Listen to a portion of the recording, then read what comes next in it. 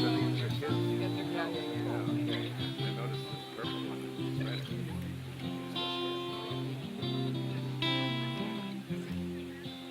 Wild apple trees blooming all around. I must be in a good place now.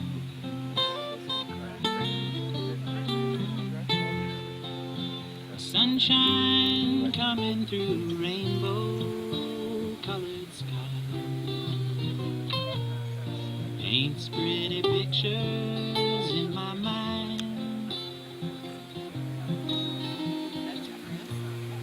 Oh, what a good day to go fishing and catch the sunset in the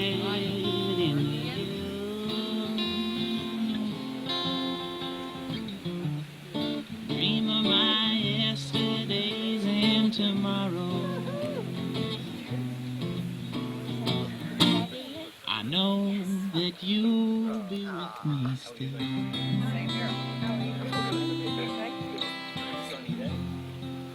I saw a butterfly and I named it after you.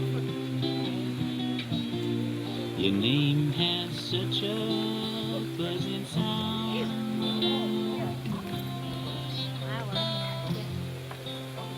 Love is all around, and all I see is you. I must be in a good place now.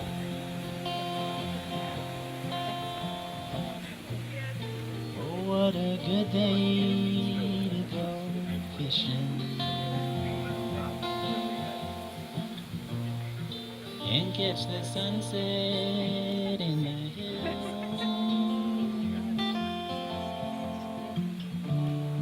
Dream of my yesterdays and tomorrow.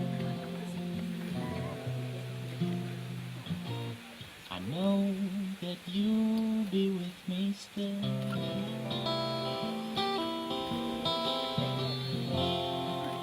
I saw a butterfly. Ladies and gentlemen, you may be seated.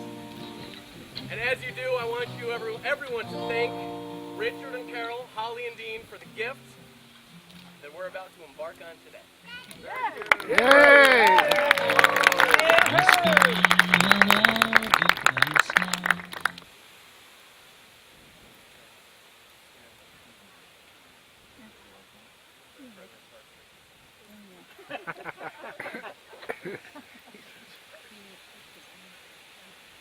Dearly beloved, when two families congregate in the valley of a hayfield at harvest time, as tends to happen in modern America, the audience generally only knows, really, one of the fiancés before them. So let's bring everyone up to speed. Caitlin and Ian's path intersected in the fall of 2002, nearly 10 years ago to the day.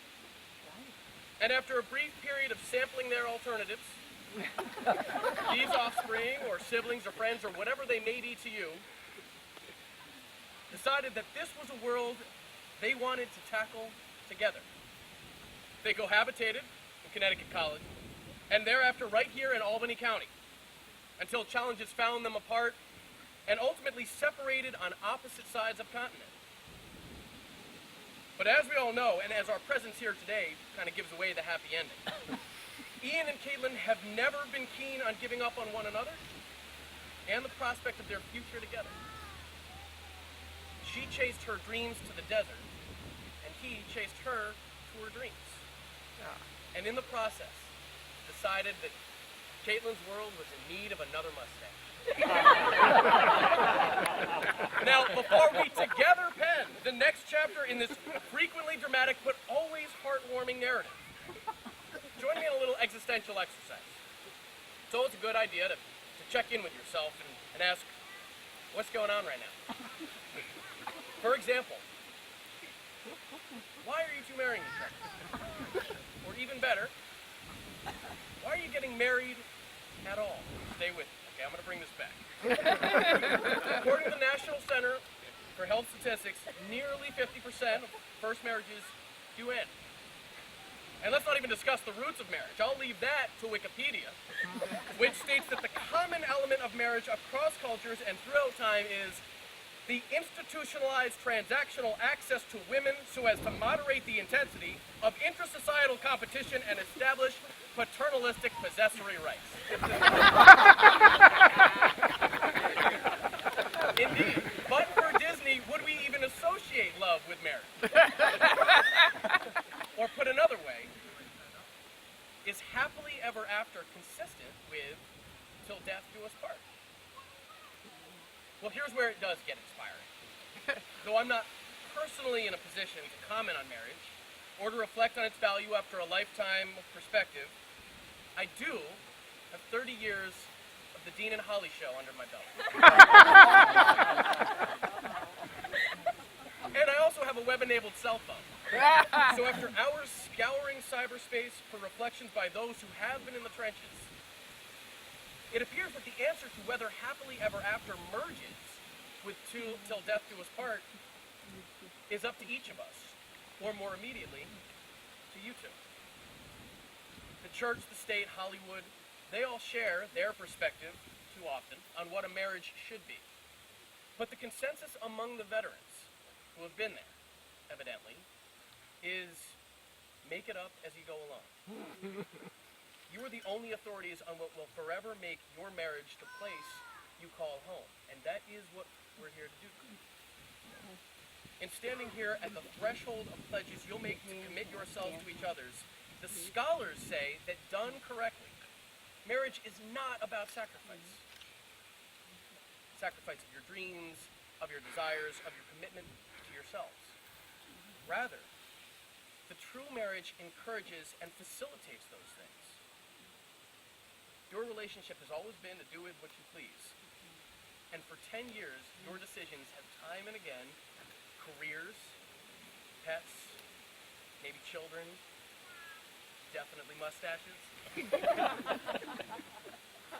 Now, the rigors of this ceremony naturally gave occasion for cold feet, or more appropriate to this venue, wet feet, covered in mud, and probably some horse manure. And while tradition dictates that I'm supposed to ask if anyone has objections to this marriage, after the intensity of wedding preparations these past few weeks, the Sommer-Cheever family has decided we won't be entertaining any comments. So hold your peace, we're going through with this. Hey, good luck, brother. All right, take a deep breath. See it that way. The rings you're soon to present to one another are not cuffs. They're pieces of jewelry symbolizing that one of the greatest accoutrements you'll ever wear at your side is your spouse. And if the Real Housewives of Orange County have taught us nothing else, it's that a style is always in season if you wear it with confidence. And now, a reading. I actually don't know the author, but I know that it came from Edward Lear. Edward Lear is the author, but I know it most from the lips of our mother. It's one of Caitlin's favorites. Brenna, could I have you step to the front and with vim and vigor? This is always one of Caitlin's favorite poems, and so I'm reading it today. The Owl and the Pussycat by Edward Lear.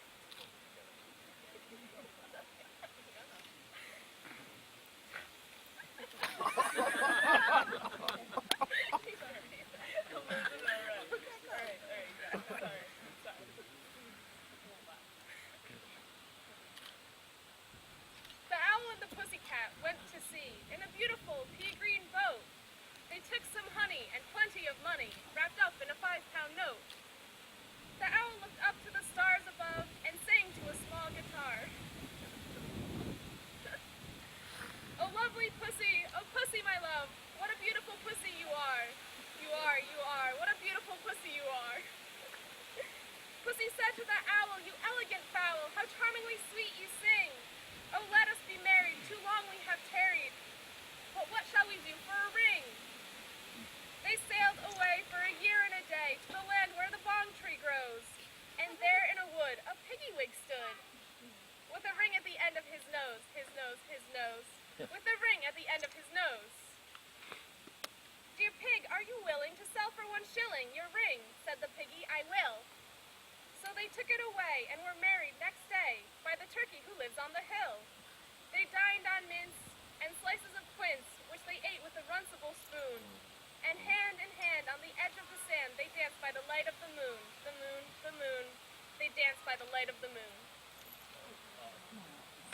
Yeah.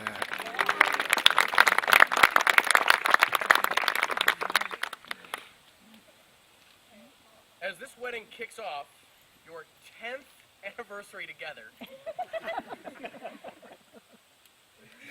revel in the notion that you've already lasted longer than most marriages. You got this. You got it. The adventure you've been on has and will continue to encounter challenges that seem insurmountable. Our own experience at the People's Republic of 665 Clip Road illustrates that there will be dishes and laundry and children and bills and fights over previously unfathomable degrees of excruciating minutia. It's coming. That's the easy part to anticipate. What's harder to remember is that the person you're marrying today was once the most intriguing person you had ever met. That you are now is not who you were when those first sparks of attraction first fired, nor is it who you'll be if you arrive at the twilight of life to reflect on this path you two are about to forge. Your interests and ambitions and personalities will evolve, but as long as you keep exploring one another like an archaeology metaphor I just gave up trying to develop, you'll keep rediscovering the ever-changing individual you call your spouse. As one woman noted on her 75th anniversary, the key is not just to tolerate or understand your spouse, but more importantly, to celebrate his or her deepest dreams, no matter how far-fetched. In that way, by celebrating who that person is, outside and in, you will fall in love over and over again with a person who continues to grow up right beside you. May you be the reason that each other's dreams come true. May you have the courage to make today the foundation of a relationship on which you will forever depend. And with that, let's go to the tofu-based meat substitute of the ceremony. Can't hear you. I stand here with you together to offer my everlasting love and devotion. I can remember the first time that I told you I loved you. It was sophomore year of college. Yeah. Cute. Although we were young and immature then, it really is as true and as heartfelt today.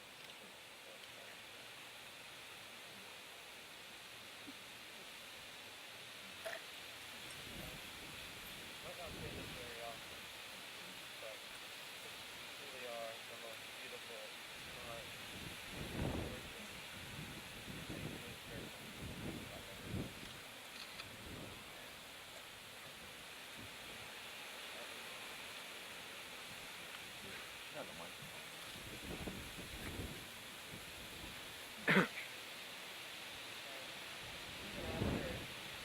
And third, my sweet lord, what a fine-looking fella you are.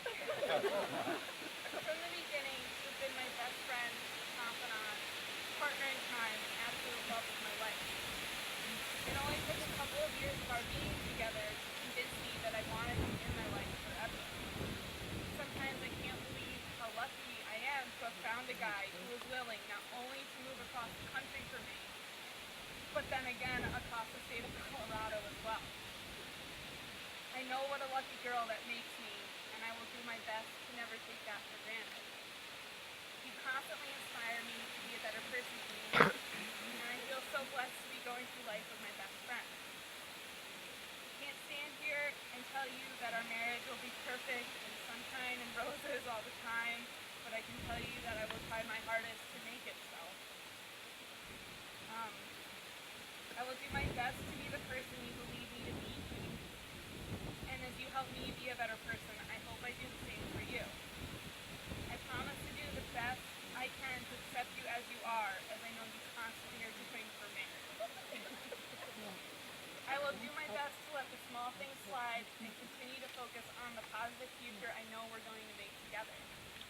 I promise to cook dinner at least once a week. But since your food is better, I promise just to do the dishes whenever you come. I've never met someone who so inspires me to be a better person. Your gentleness, kindness, and compassion toward other people, but more importantly for me, toward other animals, makes me love you more every day. I feel so lucky to be making it in the world with somebody who understands and appreciates how special our animal brothers and sisters really are. Your love and faith in me have given me the courage I needed to make my desert dreams come true, and I really don't think I would be where I am without you giving me that support. I'm just so excited to adopt Annabelle and Seamus with you, and excited to adopt the Pixie Princess and the Dragon, and I'm just so excited that we get to do this life thing together. I truly cannot believe how lucky I am. You're my most favorite person in the world, and the fact that we get to do this life thing together is almost too good to be true. I've never felt so certain and excited about anything in my life, Dean. I love you. I'm overjoyed to be joining my life with yours, and I almost can't believe this is really happening. Today is the first day we're truly joined in this adventure together, and I couldn't ask for a better partner with whom to make this journey.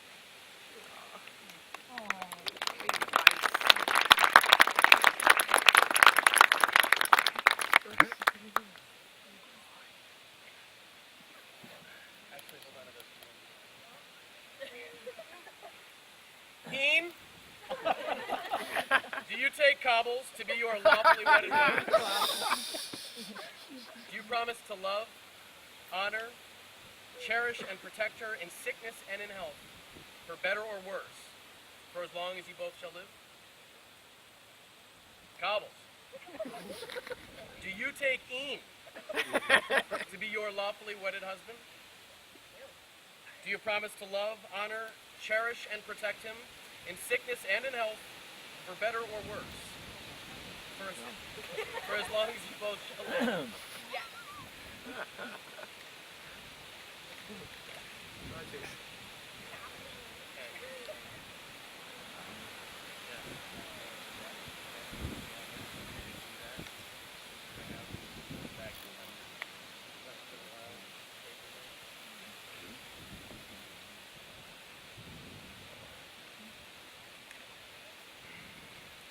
These rings mark the beginning of your lives together.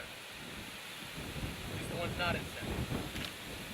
Wear them proudly, for they are symbols which speak of the love that you have for each other.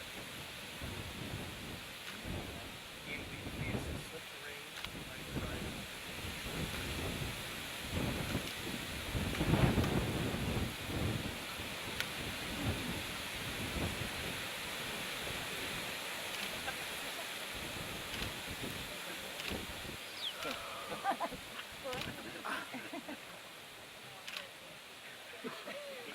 Get the Windex. Get the butter.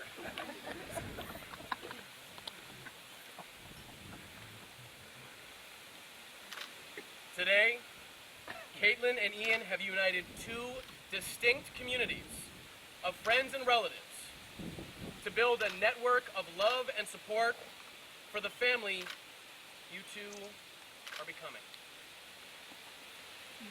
We are all here today to wish you a lifetime full of new romances between you. I hope you're excited for the true awareness of each other's souls that a lifetime together will gift you. So mindful that this is my baby sister, which is to say keep it classy, Ian, you may prepare to kiss the bride, for by the authority vested in me, the marriage officer of the town of New Scotland, I now pronounce you husband and wife.